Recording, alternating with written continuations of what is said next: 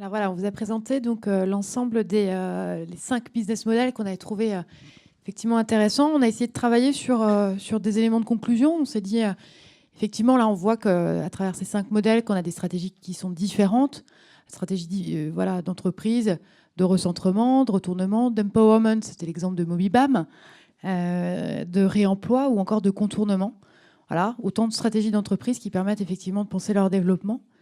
Donc des stratégies différentes et pour autant quelques points communs. Donc on a identifié 5 points communs. De là à dire que ce sont des facteurs clés de succès, je ne sais pas. On a vu que certaines initiatives n'étaient pas encore tout à fait couronnées de succès. Un Ripe Office, il y a encore un chemin. Donc quelques points communs. D'abord, le premier point, c'est que l'expérience client est tout le temps située au cœur du modèle. Donc dans les 5 modèles qu'on a, dans les 5 analyses de business model qu'on a effectuées, on a vu cette place centrale de l'expérience client à chaque fois. Un autre point, c'est effectivement le fait que toutes ces sociétés ont travaillé sur l'analyse de leur environnement de marché. Évidemment la concurrence pour pouvoir se positionner en termes de prix, en termes de stratégie commerciale, mais également les partenaires. On a vu qu'effectivement on a de plus en plus de collaborations intrasectorielles, intersectorielles, et ça c'est des choses qui sont effectivement intéressantes.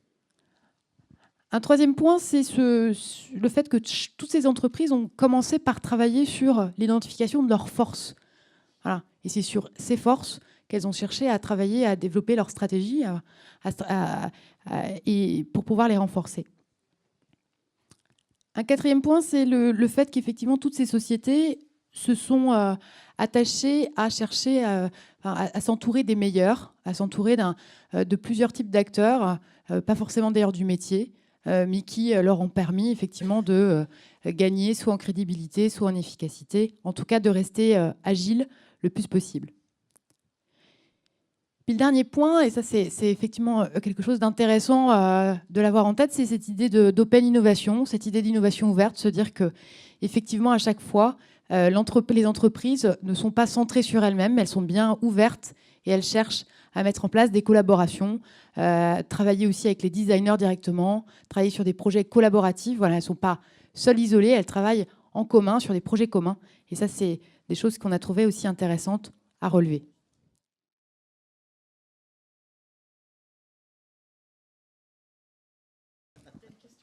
Si, j'avais une question pour Mobibam.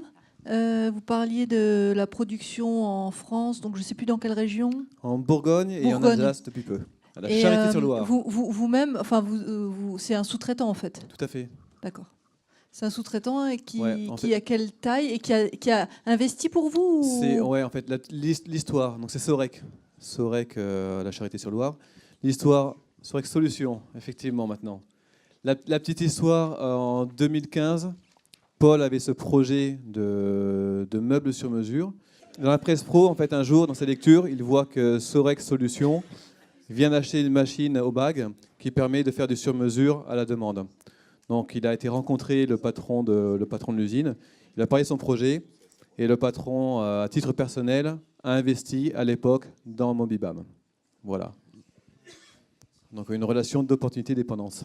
Moi, j'avais une question à propos de Ripe Office, parce que je trouve ça très intéressant, cette logique effectivement, de récupération, de refurbishment, etc. On a aujourd'hui, ça doit faire maintenant 4-5 ans que la filière a commencé à se mettre en place en France. Je voulais savoir si, d'abord, la filière anglaise, est-ce qu'elle est en avance sur la France? Je parle à Valdelia, Eco, enfin, toutes ces filières de récupération. Et aujourd'hui, moi, mon sentiment en tant qu'industriel qui, comme tout le monde, contribue au financement de Valdelia, c'est qu'on est dans quelque chose qui est aujourd'hui encore très, très administratif, très réflexion. Mais quand est-ce qu'on passe à l'action vraiment? C'est-à-dire quand est-ce qu'on va vraiment récupérer nos meubles? Moi, j'ai 10 000 meubles installés en France depuis 25 ans. Je serais ravie de pouvoir faire du refurbishing.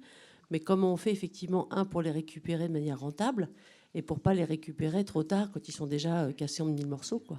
Alors, je crois que nos amis de Valdelia sont plus là. Est-ce qu'Arnaud s'est excusé pour cet après-midi? Donc, pour le coup, je vais parler sous contrôle de peut-être plus experts que moi. La filière française est plus en avance que la filière anglaise, puisque La France a été sur le modèle des filières REP en avance. Les autres pays vont arriver. On vous a présenté le modèle de Ripe Office. Il y a déjà des initiatives en France qui existent. On vous a cité l'exemple de Kinarps et d'Extramuros, qui sont une collaboration sur ce sujet-là. Ce qui nous semblait intéressant dans le modèle de Ripe Office, c'est que pour une fois, on a une proposition intégrale. C'est-à-dire, je peux vendre du neuf, du remanufactured et du refreshed, et puis avec un modèle de location. C'est pour ça qu'on l'a choisi. Pour nous, un modèle de ce type-là peut être très bien imaginable en France. Et j'allais dire d'autant plus qu'on a une filière qui est très organisée en France.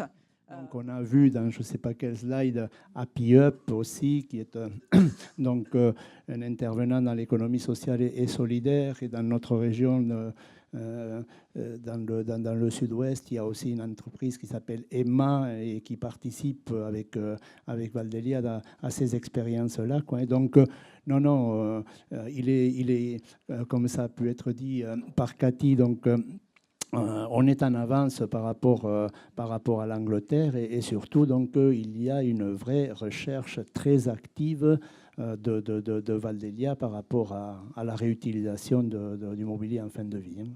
Juste pour compléter, donc Valérie Gourvès, FCBA, j'ai au moins un exemple en France à vous citer. Alors, ce n'est pas sur du mobilier de bureau, mais c'est sur du mobilier d'agencement de magasins.